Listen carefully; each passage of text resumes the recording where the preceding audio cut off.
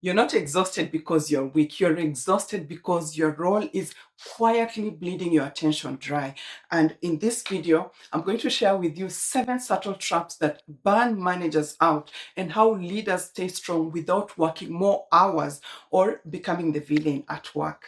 Hi, welcome back to my channel. And if we are crossing paths for the very first time, my name is Nancy. I'm a workplace leadership trainer, I'm an entrepreneur, and I'm also an author of leadership books. So you mostly find me on this platform discussing topics on matters of leadership, professional growth, career advancement as you place your mental and emotional wellness on the forefront. So if you are in a leadership role or you're hoping to take up one soon, kindly consider subscribing. My kind of content will resonate with you. Press that notifications bell on your screen to receive timely updates whenever I release a new video. And thank you so much for being part of this workplace leadership community. Just picture this for a second. You get to the office at 9 in the morning. A quick catch up turns into almost an hour of conversation. And by the time you get around to your desk, it's 10 o'clock. You have mails to sort out, some to respond to. And there's someone at your door that just needs 5 minutes of your time. At lunch, you have one hand on the fork, one hand is holding the fork and the other hand is still on the keyboard. On your way home, you're replying to mails, with one thumb just to clear off some of your work. Then you walk through your door, but your head is still in the office. At 2 in the morning, you're still up, wide awake. You're not the problem. It's this regular system that needs a facelift. So before we dive into this video, just do a quick self-check. How many times have you woken up in the morning, just this week alone, feeling tired? How many times have you found yourself snapping at small things? How many times have you found yourself just dreading the simple asks? If your total number is 5 or more, then yes, your system is a waving flag. And let's fix that. Starting with number 7, the always on trap. That feeling in your mind where everything competes as urgent. You're the one person who can be counted on to be alert across all time zones. You're always reachable somewhere, either by mail, by WhatsApp, or by regular text. And you've put a personal baseline to respond within the first 5 minutes. So that's what others have come to expect of you. You find yourself being dragged into work, that is not even yours to do because you are that efficient. So work automatically follows you home. You keep your phone facing up all night, on the nightstand, just in case an email comes through that needs urgent attention. And you tell yourself that you cannot relax because something might just drop. But the biggest danger of always being on is losing your off switch, because once your system stops trusting that rest is coming, it's going to keep you in survival mode with your nervous system stuck in that threat mode. So you find that you're overly cautious. You find that you're more irritable and anxious, and you struggle to make sound judgment. So to get into leadership mode, you want to protect your attention, which is going to translate into protecting your energy. A few micro actions that you can actually start on today. Try putting 2 response windows in your day. One at the end of your morning at around 11:30, another one at the end of the afternoon, say 16:30, 4:30 in the evening. And let those be the only times that you respond to anything and everything urgent. Feel free to communicate to your colleagues, just to neutralize any assumptions. Something to the tune of, well, I batch replies at 11:30 and 16:30. So if it's urgent, please call me. Otherwise, I'll get back to you then. Then outside of those hours, turn off all the alerts and use that time to focus or rest. For your nightly shutdown, consider writing, tomorrow's top 3 priorities on a sticky note, for example. Then close the laptop and place the phone outside of the bedroom or a bit further from your nightstand, facing down.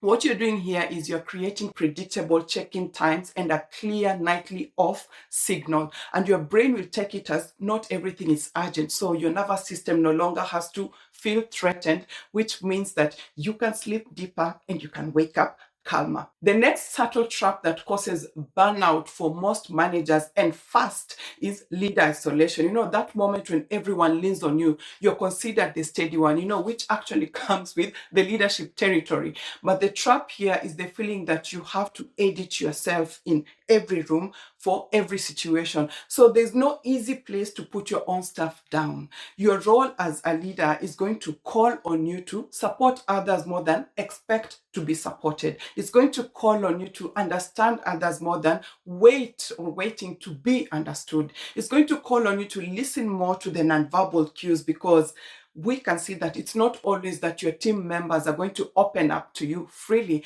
And this can be a little lonely, and it can even be heavy if you're not mentally prepared, because who supports the supporter?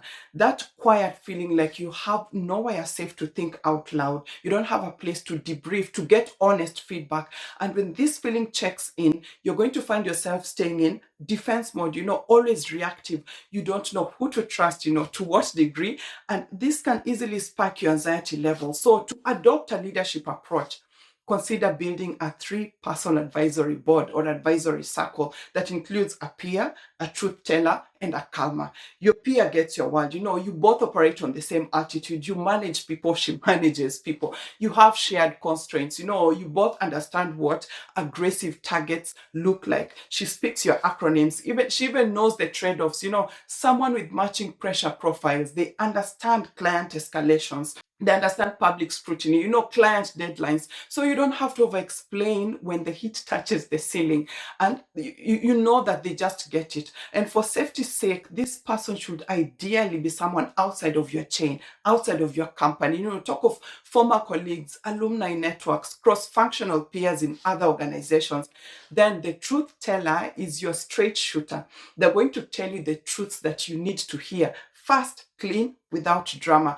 They know how to separate you from the problem. So they're going to be warm towards you, the person, but they're going to be very clear about the issue, even back it up with receipts if necessary.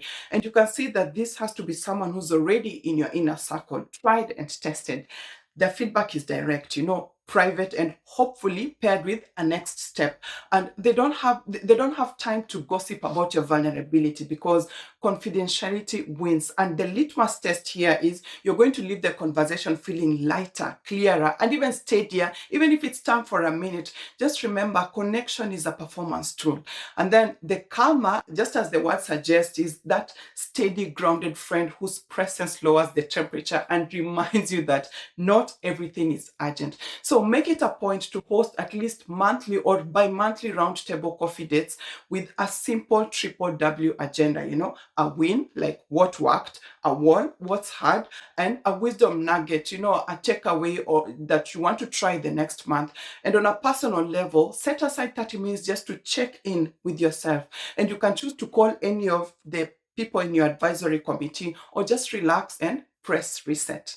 On to number 5, another subtle trap that managers may struggle with more than leaders is context switching and decision making. Have you ever felt so frantic but unproductive? That feeling like I've worked all day but moved nothing that matters. If you're nodding, then this is specifically for you.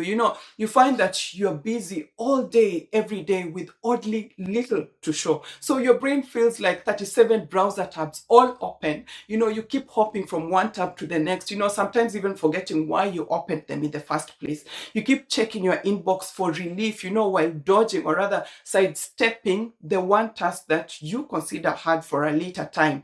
And there's still this deep need to check on your teams just to be sure that no one is sleeping on the job. Back at your desk, you've gone back and forth, restarting the same task even 3 times, typing, then backspacing whole sentences, and still you make time to check your personal messages just between paragraphs. You check in for meetings, but you leave without a clear next step because your focus block has been diluted by all the distractions from the moment you got to the office. And by the time you get to 5 p.m., you're wired and tired. Your energy is flat. You feel deflated. You feel dissatisfied. As a manager, you can only operate like this for so long before you start resenting the very, very position that you worked so hard to get. So to wear your leadership hat, try a 2-slot day. We are mostly addressing the power of 2s in this video. Allocate 90 minutes of deep work to the first slot. And this is where you think strategy, writing, analysis, decision making, hiring notes. Anything that requires an expansive thought process before moving on should be reserved for deep work. Then pick your best energy slot, mostly in the mornings, and calendar it as focus, do not disturb.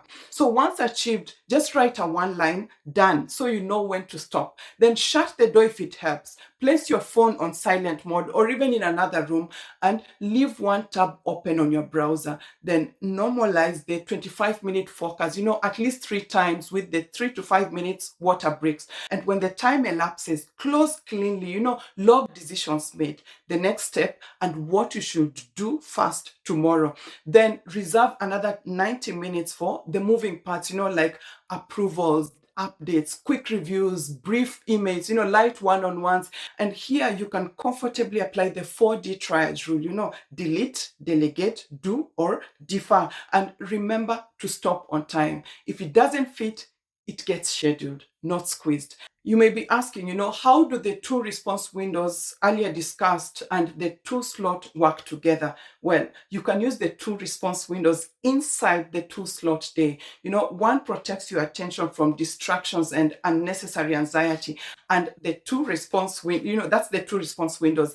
The other protects your thinking from switches, helping you to make real progress. In short, the two response windows belong to the shallow block. And the plan here is to have fewer interruptions, more output with less strain. While serving in the aviation industry, checklists and templates worked perfectly. So use them as defaults. Like if X happens, then apply Y rules. So your teams don't have to keep reinventing the wheel.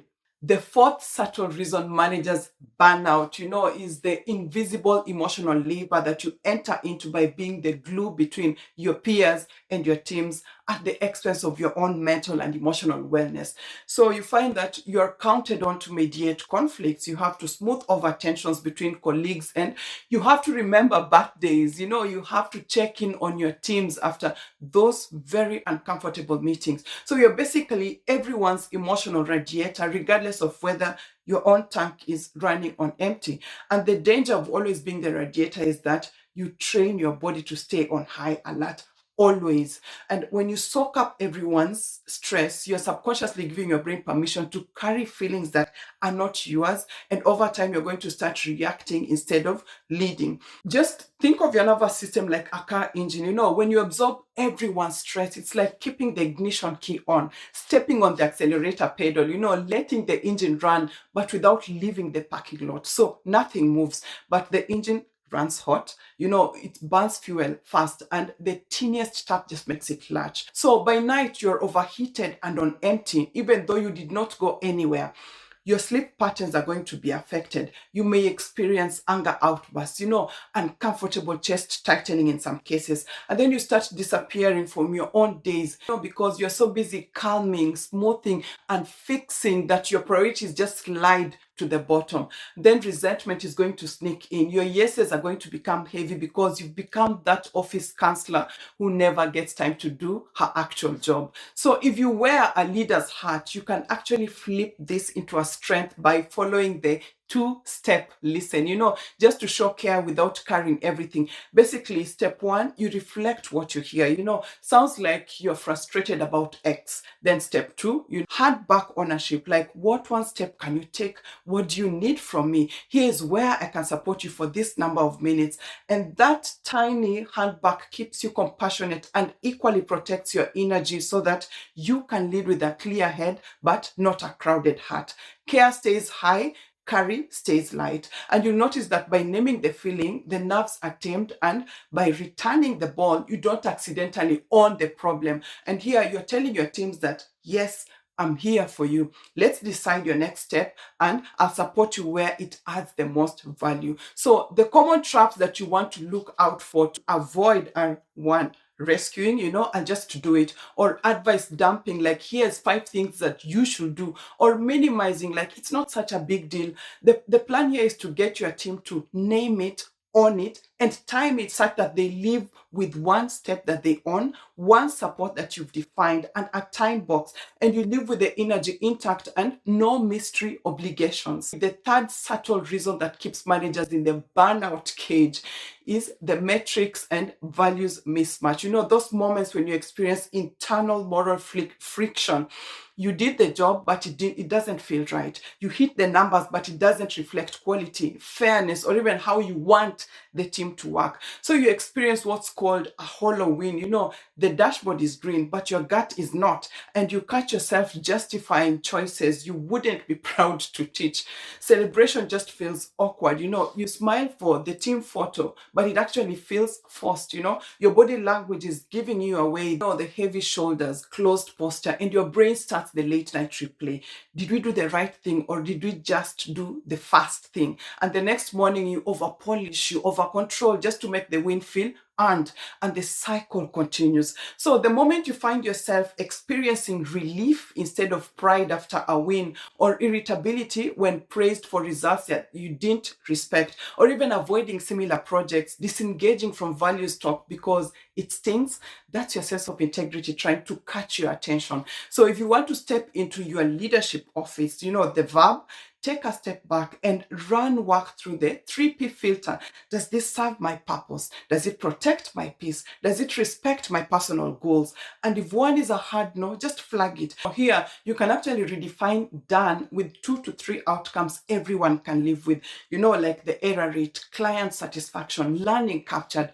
Write it down so that it's not just in your head. You know, we have this African proverb that says, a twisted hand cannot grip well. So when your sense of integrity is diluted, the one person that you'll have to be answerable to is yourself. So you want to be loud and clear about your boundaries. Like, you know, here, I can deliver X, but not at the expense of Y. And if Y is non-negotiable, we'll just have to adjust the scope or timeline. And that way you can sleep well at night. On to number 2, the fixer trap. You know, the second trap that most managers walk into unknowingly is doing everyone's job, but not the one that you're paid for. So you're the fixer of everything because you can. So the demand on you for quick favors multiply, but the work that actually moves your goals is left unattended. You work around your job, but not in your job. Why? Your attention lives in other people's priorities. So the strategic thing keeps rolling to tomorrow while you clear 5-minute favors that multiply. They keep multiplying overnight. Your confidence is going to get noisy. Why can't I get, you know, the real work done? And you find that you're being praised for being helpful, but you're drifting from the goals you're actually measured on.